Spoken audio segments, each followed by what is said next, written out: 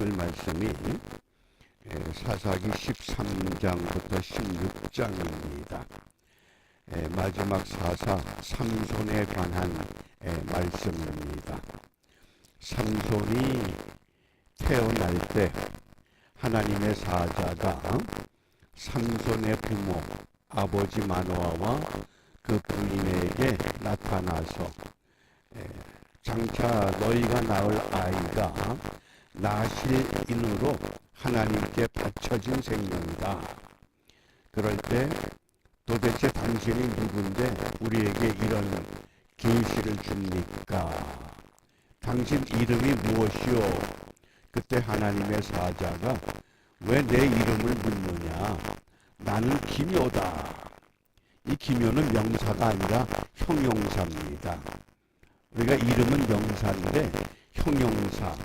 그래서 우리 한글 개역 성경에서는 기묘라고 하지만은 공동 번역이나 새 번역에서는 내 이름은 비밀이다. 이렇게도 번역이 됩니다. 왜? 정확한 이름을 알 수가 없기 때문에. 이런 배경을 놓고 이제 우리가 이번 주 암송할 성구 역대상 16장 11절 함께 암송합니다. 여호와와 그 능력을 구할지어다. 그 얼굴을 항상 구할지어다. 하나님의 능력을 구한다. 그 얼굴을 구한다.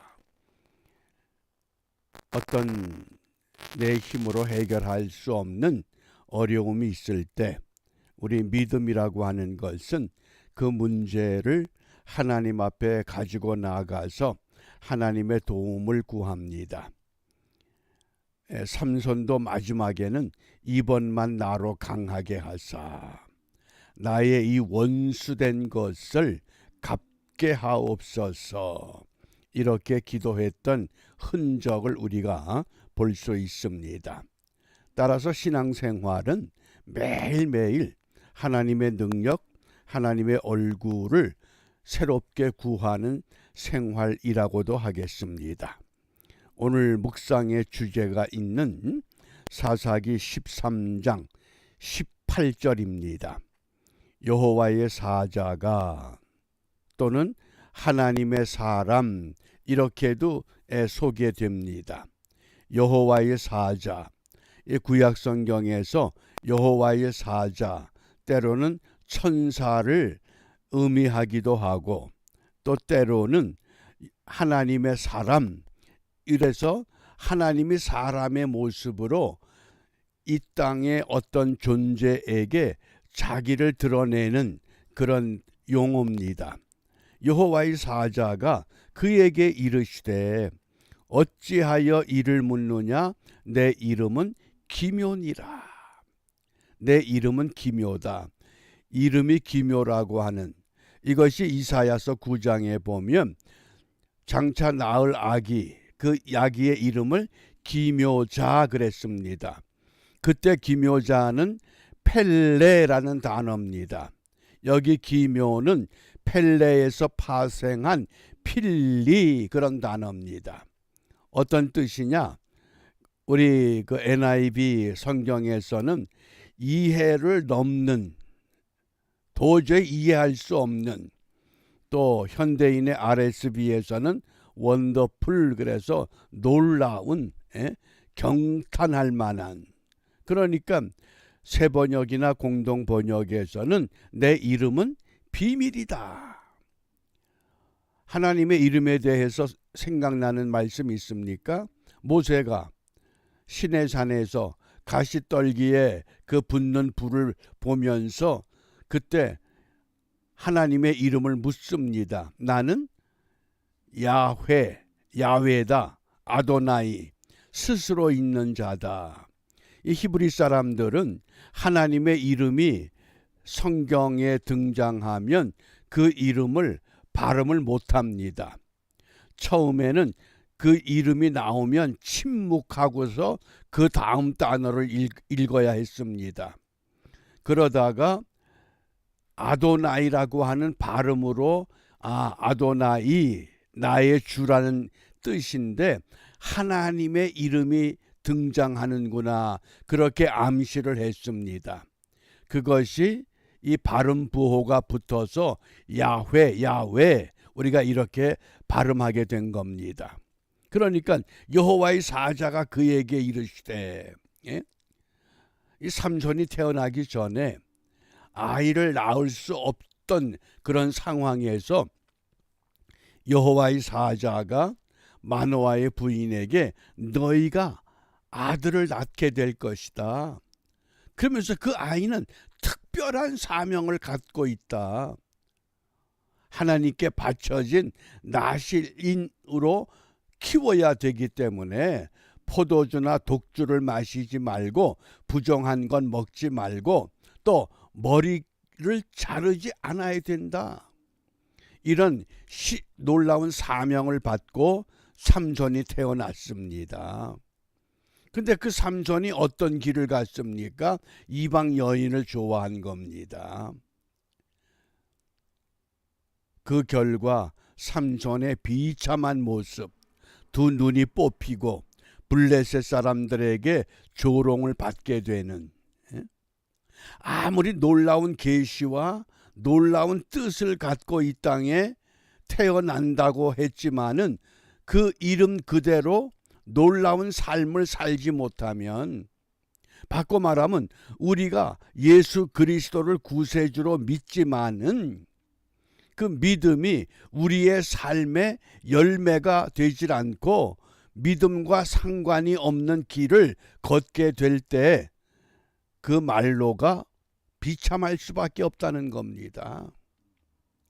그러니까 나는 어떤 가문의 사람이다, 그것도 중요하지만 더 중요한 것은 그런 나실인의 집안에 태어났다고 하면 나실인의 삶을 살아야 하고 나실인의 길을 철저하게 걸어가야 한다고 하는 것.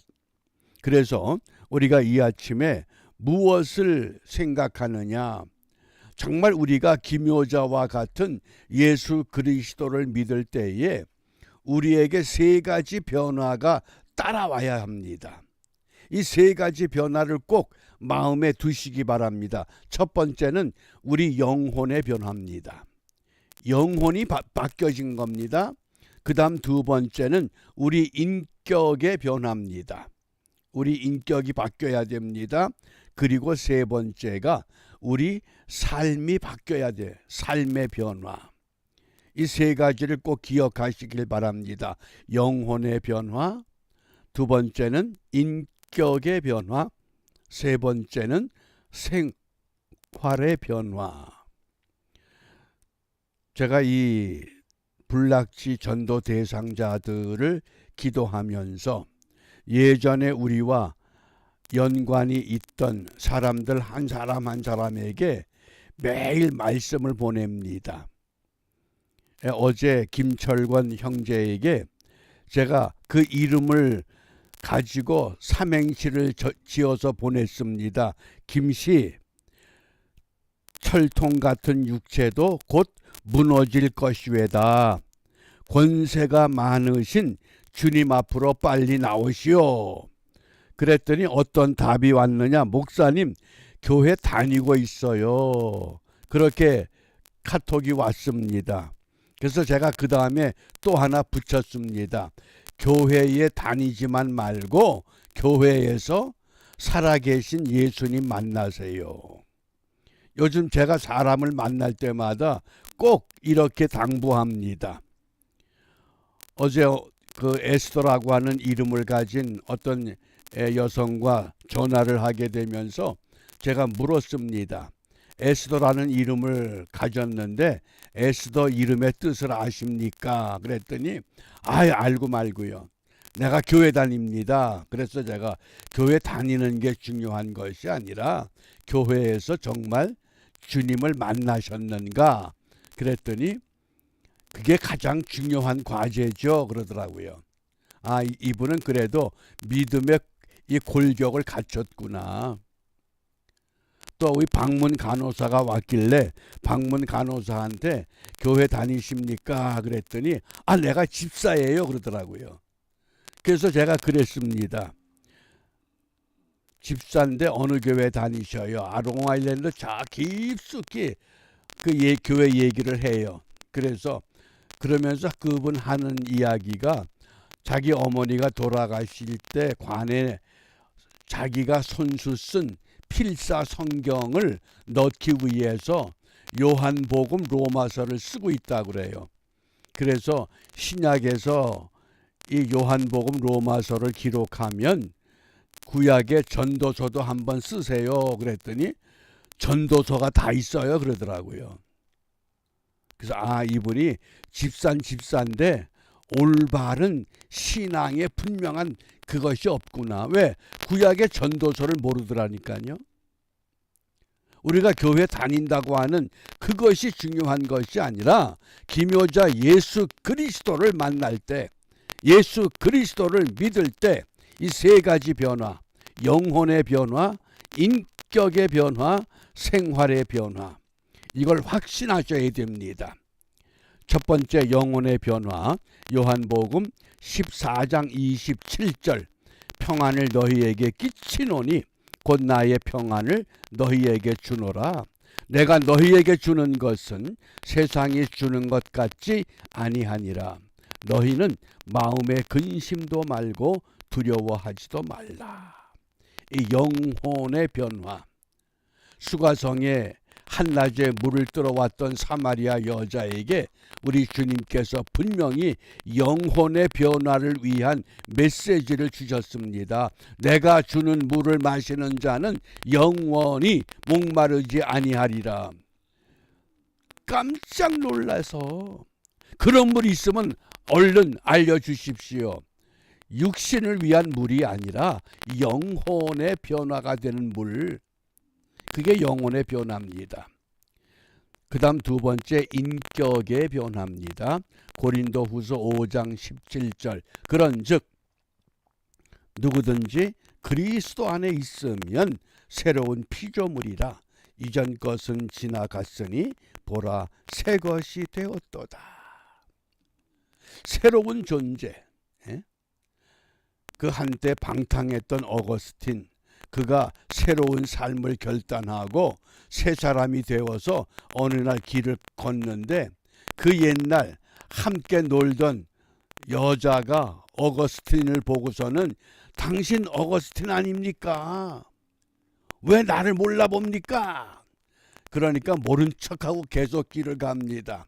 그러자 이 여자가 쫓아와서는 당신 나를 모른단 말이요. 그러니까 그때 어거스틴이 유명한 말을 합니다. 옛날에 어거스틴은 죽었습니다. 지금의 나는 예전 당신이 알던 어거스틴이 아닙니다.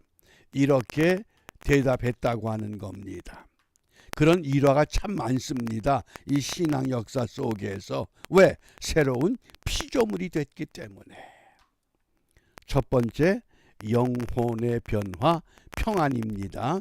인격의 변화, 새로운 존재입니다. 세 번째, 생활의 변화, 고린도후서 6장 10절입니다. 근심하는 자 같으나 항상 기뻐하고 가난한 자 같으나 많은 사람을 부요하게 하고 아무것도 없는 자 같으나 모든 것을 가진 자로다. 아멘. 우리는 모든 것을 소유했습니다.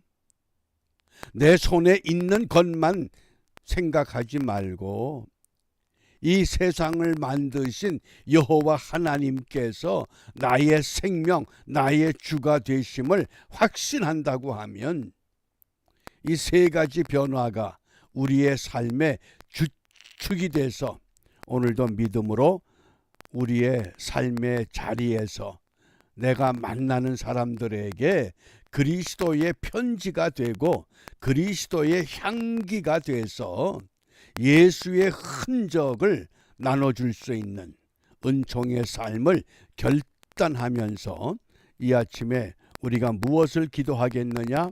빌립보서 4장 4절입니다. 특별히 빌립보서의 주제가 기쁨입니다. 사도 바울이 어디에서 기뻐합니까? 고대 광실 같은 화려한 장소가 아니라 빌립보서 감옥에서 옥에 갇혀 있으면서 어떻게 우리에게 말씀합니까? 주 안에서 항상 기뻐하라. 내가 다시 말하노니 기뻐하라. 우리가 예수 안에서 행복한 삶을 누려야만 합니다. 초막이나 궁궐이나 내 주 예수 모신 것이 그 어디냐? 하나님의 나라이기 때문에, 그러므로 모든 염려 주께 맡기면서 우리의 환경 가운데서 세상 사람들은 도저히 웃을 수 없고 행복할 수 없는 그런 환경에서 우리는 웃으면서 행복을 누리면서 우리가 정말 이 기묘하신 예수님, 그 예수님과 더불어 오늘도 불락지 전도 대상자를 찾아내는 일에 승리하는 우리 모두가 되시기를 바랍니다. 기도합니다. 참 좋으신 하나님 감사합니다. 오늘도 새날을 저희들에게 허락하여 주시고 기묘자가 되신 예수 그리스도를 우리의 구세주로 믿을 수 있는 은혜 주셨기에 날마다 새벽을 깨우며 주님과 더불어 우리의 삶을 시작하게 하심을 감사합니다. 이 하루가 주님과 더불어 살아가기 까닭에 영혼의 변화에 참 평안, 인격의 변화에 새로운 피조물의 모습, 생활의 변화에 아무것도 없는 것 같지만 모든 것을 가진 부요한 자의 삶을 고백하는 복된 하루가 되도록 인도하여 주시옵소서. 예수님 이름으로 기도합니다. 아멘.